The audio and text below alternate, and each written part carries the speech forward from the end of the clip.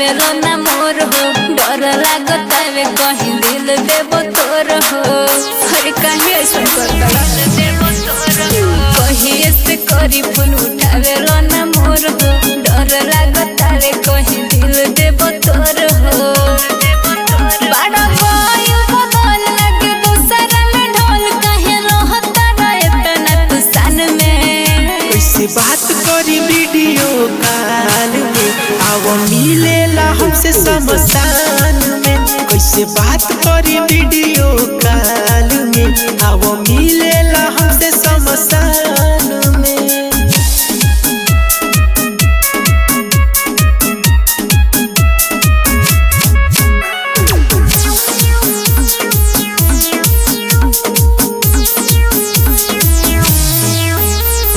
पहिले तयावत रह घूमे हमरा गाँव में, मिलेला हमरा से पीपल के छाव में। हरे का कसूर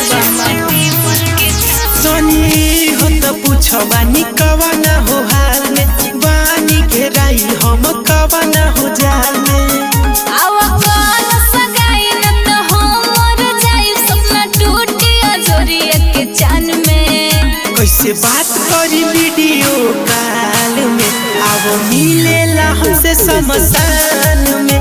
कैसे बात करी वीडियो कॉल में, आओ मिलेला हमसे शमशान में।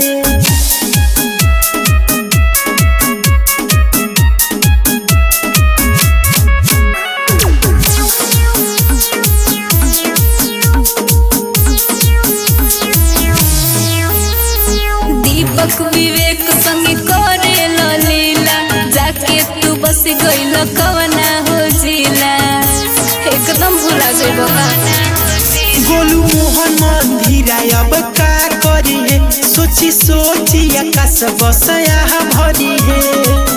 प्यार करे के सिखैला काहे अचके भुलैला लागे उड़त रहब आसमान में।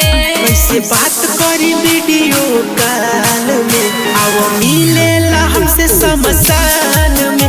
कैसे बात करी वीडियो कॉल में, आओ मिलेला